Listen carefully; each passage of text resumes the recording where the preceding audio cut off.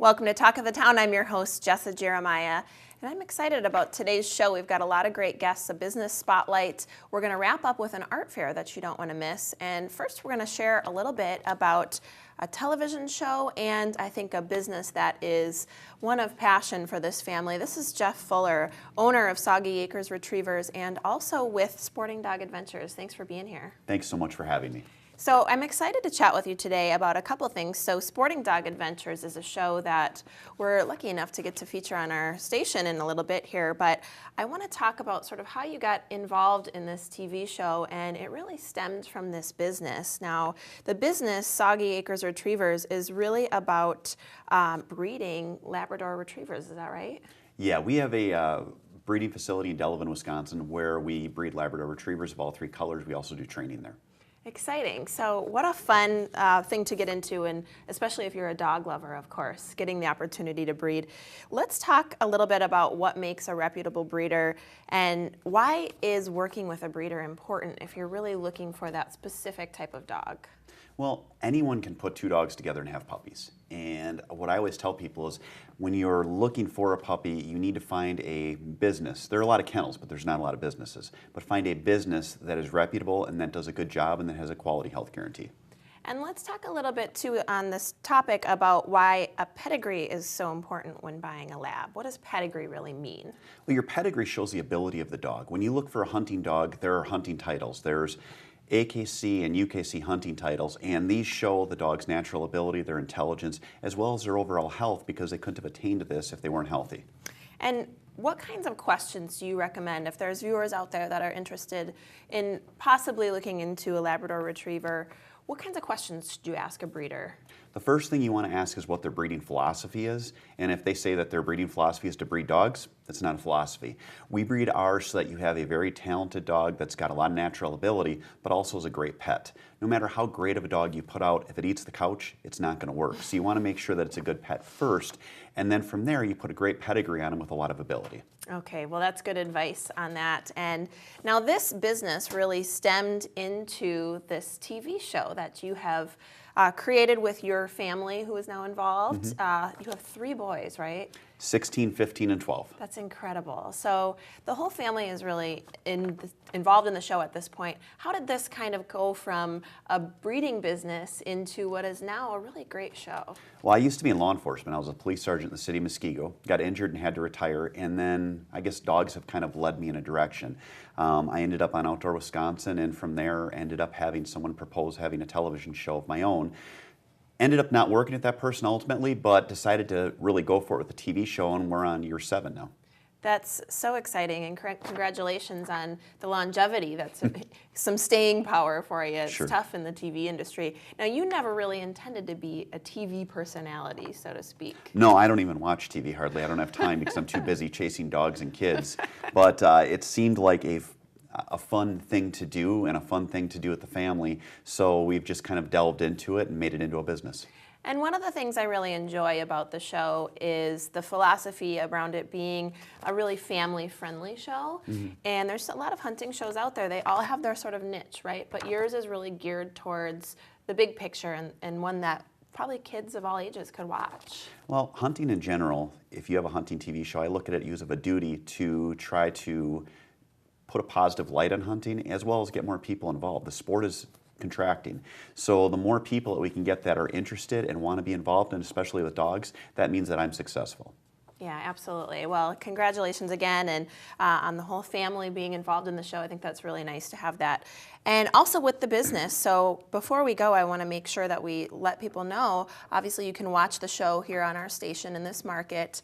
Sporting Dog Adventures is the name of the show, so look for that on our lineup. But if you are interested in getting a Labrador Retriever from Jeff at Soggy Acres Retrievers, what's the best way to go about that? Now you call it a soggy dog, is that right? We always say you need a soggy dog. Yeah. So if you want to get your own soggy dog, you would go to soggyacres.com, or they can call me at 262-215-9683. Perfect. Well, it was a pleasure chatting with you. Again, this is Jeff Fuller with Soggy Acres Retrievers and Sporting Dog Adventures.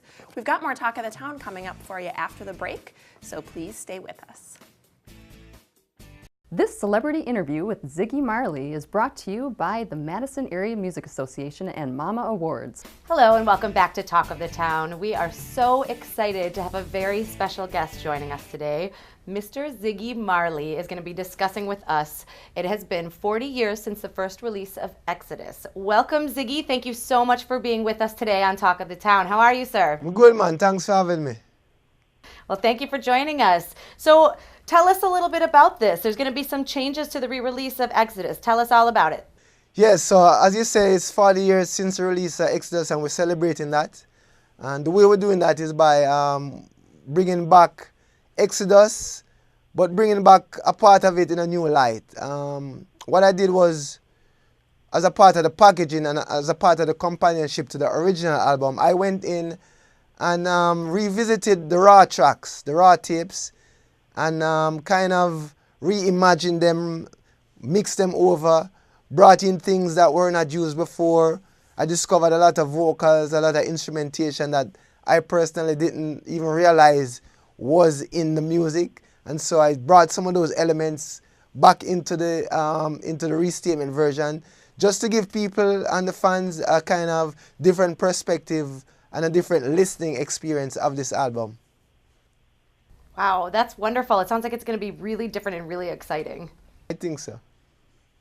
Ziggy, I'm wondering, what was some of the favorite things that came out of this revisiting of these old tracks for you? My favorite thing was that as a musician, I was very excited to kind of dissect the sessions and hear how creative, how adventurous the musicians and my father were in putting together this record. I think it wasn't put together with a set genre in mind. But reggae is the foundation, but there is so much different elements that I discovered that was used on this record that I think is a part of what makes it such a universal, acceptable and successful music that brings in people from all walks of life and all different likes into this album. I think as an artist, I was very happy to hear the open-mindedness that this album was created with. Oh, I love that. That's wonderful. Those of us who are familiar with the album are going to be very excited to hear this re-release. It sounds like this created such a personal connection with you and the music that your father created. What does this mean to you on a personal level, having an ability to remake this? On a personal level, I think it brings me closer to my father in a way, because I've never heard these tapes in this form before. I've always loved the album and listened to the album, but to hear the tapes and to be able to listen to my father's voice raw as it is, I think it does give me a better understanding of who he was and what was happening to him at the time of these recordings, and also his understanding as an artist, his outlook on music, how he saw music as not a box, but as an open universe. I think it enlightened me, you know? Absolutely. The way that you described that just now is enlightening. Absolutely. Thank you. So Ziggy, we hear you are coming to Wisconsin on a summer tour. We're here in Madison, but I think you're going to be coming through Milwaukee. Is that correct? I hope so. I don't know. Well, we'll keep looking for you. You've got quite a tour lined up, though, don't By you? somewhere, a few hours, if not right there. Yes. We will definitely come find you wherever you are. Is there any last little tidbits you'd like to give us about what we can expect about the re-release and what it means to you?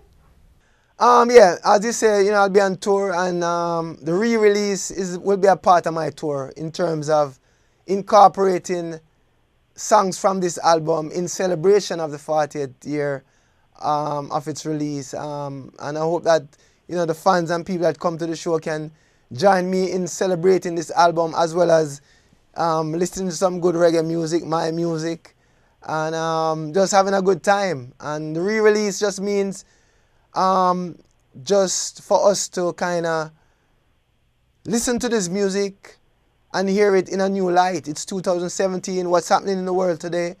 I think my father's message is always relevant, and so not only will we be able to reconnect with the message, but also listen to the music with a different perspective by my version of the album, which is a restatement, Exodus 48. So we're looking forward to it all. It's going to be a great year and a great tour in celebration of Exodus and in celebration of life and love and music. Absolutely. Well, we are so looking forward to it, having experienced it at the original, looking forward to the 2017 edition. Thank you so much, Ziggy Marley, for joining us for Talk of the Town. Have a wonderful rest of your day, and we will be back with more Talk of the Town shortly, just after this. This celebrity interview with Ziggy Marley was brought to you by the Madison Area Music Association and Mama Awards Show. Welcome back to Talk of the Town. We're talking about something that you may not be thinking a whole lot about, but something you might be excited to learn more about. I know I am. We're talking a little bit about dry cleaning today, doing a spotlight on a local business. This is Don Goodweiler with Right Touch Dry Cleaners. Thanks for being here. You bet. Happy to be here. So, some of the questions that I have here, one of which I'm really excited to ask you is, I want to talk a little bit about the misconceptions surrounding dry cleaning. You may be familiar with this thought at home. You sort of drop your things off. They're dirty, comes back clean, but you don't really know what's going on back there. So share with us that process. Sure. I think that quite a few people, either they're busy in their lives, they have kids, they have jobs, they have stuff going on. So, they'll bring in a bag of clothing and drop it off, and they don't necessarily know what goes on. So dry cleaning fulfills a function that washing doesn't. Maybe one of the misconceptions is that everything gets dry cleaned when you drop it off at the dry cleaner. That's not necessarily the case. So some of the stuff we do wash and press, some of the stuff we do what's called wet cleaning, and some of the stuff we do dry clean. And there's other processes involved too, but we try and follow what care labels say. Now, they're not always right, but dry cleaning performs a function that works well in unison with washing. So washing is good at taking out water-based stains. So if you get something when you break any stain down enough, it's either going to be oil-based or water-based. And washing works really good on the water-based stuff, but let's say you have a t-shirt and you get some pizza grease on it and you wash it and you didn't realize there's a stain on it, but it comes out of the dryer and you can clearly see the grease stain on it. So dry cleaning pulls that kind of stuff out. So it doesn't work as well for the water-based stuff, doesn't really touch it, but for the grease-based stuff, it works really great. So it works great on stuff like if you get some lipstick or makeup on, that's grease-based stuff, and it will pull that out. So it just gives us another option as far as cleaning your clothes to pull out what we need to pull out of it. That's really interesting because I would assume if you like you said, a pizza stain or something, I would probably first instinct would be to stick it in the washer. Right. And maybe get it out, probably not, right? But you can bring something like that to the dry cleaners and you can go through another process. Absolutely. To have a lot more luck. And one of the conversations I constantly have with customers is if you get a stain on your clothing and you don't know what to do, don't do anything to it. Just bring it to us, and the first time you try and treat a stain. I've been doing this for over a decade, for 13 years, and I do all the spotting at my shop. So I know quite a bit about this, and the first time you attack a stain is your best chance to get it out. Okay. So even, rubbing a little water on it is not a good idea. So if you're not sure, your best bet is to bring it into a dry cleaner like ours and give us a chance to work on it from the get-go. What a great tip. A perfect misconception to bust for us. I want to make sure we chat a little bit about some of the specialty services. I was looking at your website, righttouchdrycleaners.com, and saw a really impressive list of some specialty things that you do that I didn't realize were even possible. So share some of those with us. Sure. There's quite a few things. So some of the more obscure ones would be down pillows. So we can actually clean your down pillow. Now, it's not a cleaning process where we put it in a machine and clean it like that. What we actually do is we cut open the ticking, which is the covering to the pillow, and then we dump all the down into a machine, and it's tumbled in there, and there's an ozone that's released inside the machine. And ozone actually is one of the best ways to kill bacteria. So you actually clean the feathers, and then we blow those feathers back into a brand new ticking, and so it shuts. So you're essentially getting a brand new pillow. So that's one. We do quite a few wedding dresses. So you're done with your wedding, and the gown is sitting in the closet or under the bed or whatnot, and you'd like to hang on to it. You can actually bring it to us, and I used to do them at the shop, but now we send them out to a very reputable company, and they clean it and preserve it in a preservation box and actually vacuum seal it in there. And there's a little window where you can see it, and the preservation is actually guaranteed for life too. So we do leathers, we do furs, we do sewing and alterations, as well as repairs. If you need a button replaced or whatnot, we'll take care of that for you. What a long list. Yeah, there's actually quite a few things. Even some of the specialty cleaning, we can do stuffed animals. We've done like mascot uniforms before. So all these things that I wouldn't think about. Right. This is turning into a long list, but I love it. These are great ideas for us to, some of the things you might have thought you couldn't keep anymore, Sure. or don't touch that grease stain. That was my biggest takeaway. Right. So thank you Absolutely. for sharing all that. This is Don You bet. Goodweiler with Right Touch Dry Cleaners. Pleasure chatting with you. You too. We've got more Talk of the Town coming up right after the break.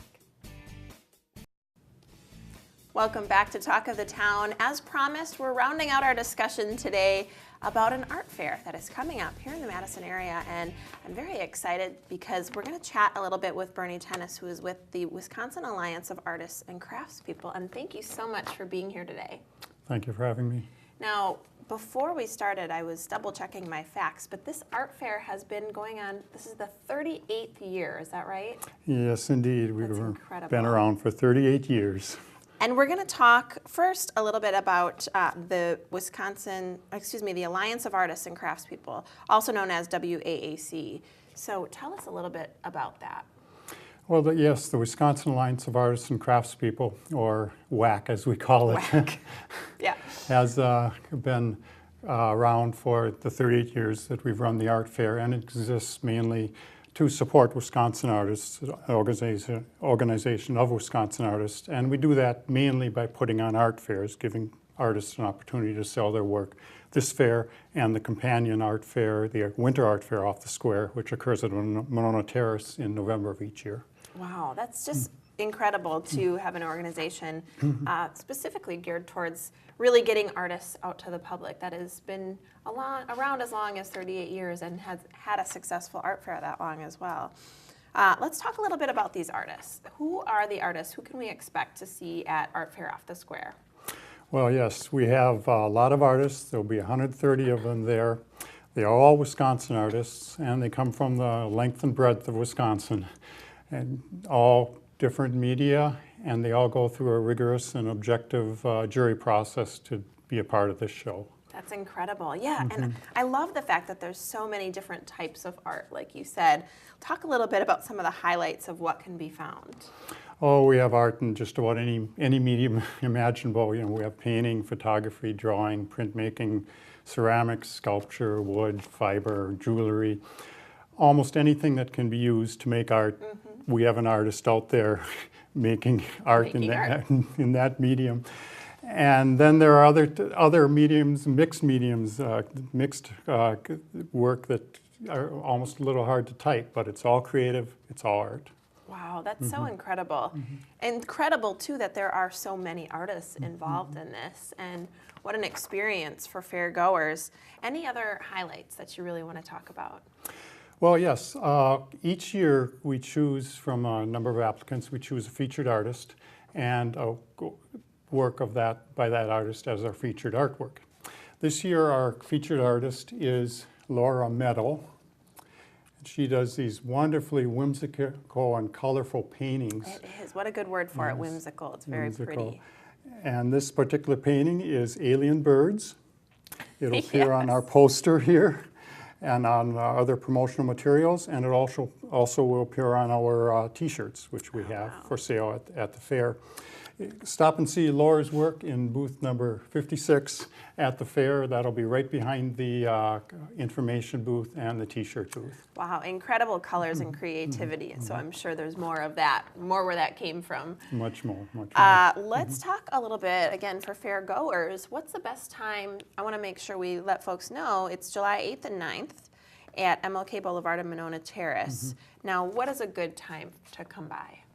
Well, any time in the weekend is a good time to come Sure. by.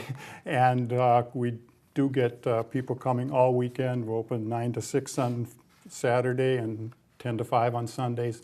But if you want to avoid crowds and get time to really look at the art without having to peer over other people's shoulders and look through between people, a good time to come is on Sunday morning at 10 o'clock Okay. when we open. Sure. Things get a little started. People come out a little more slowly on Sunday mornings, and that's a good time. Good tip for folks if you want to have a little more quality art viewing time. What do you think? We just have a few seconds left, but I want to get from the artist perspective. What is it like to be an artist at the fair? Oh, being an artist, I think it's a wonderful experience. All of our artists they do this because, first of all, they sell their art. It's probably the most lucrative method of selling art, and it gets them out there to talk to people. They might have gallery representation too, or sell their work online, but this provides a balance to their work. A lot of solitary time in the studio Sure. can get old, and this gets them out weekends. It can be a lot of hard work, but it's a gypsy atmosphere, and we love it. I've been doing it for 25 years. Hasn't gotten old yet. Talk about a departure from being in the studio. About 200,000 people go through the square and surrounding areas on this weekend every year. Well, Bernie, a pleasure chatting with you. Thank you for sharing about Wisconsin Alliance of Artists and Craftspeople. That's kind of a mouthful, but also Art Off the Square. It's been enjoyable chatting with you. Thank you so much for having me. I want to thank all of our guests for joining us today as well. Thank you for watching. We'll see you next time on Talk of the Town.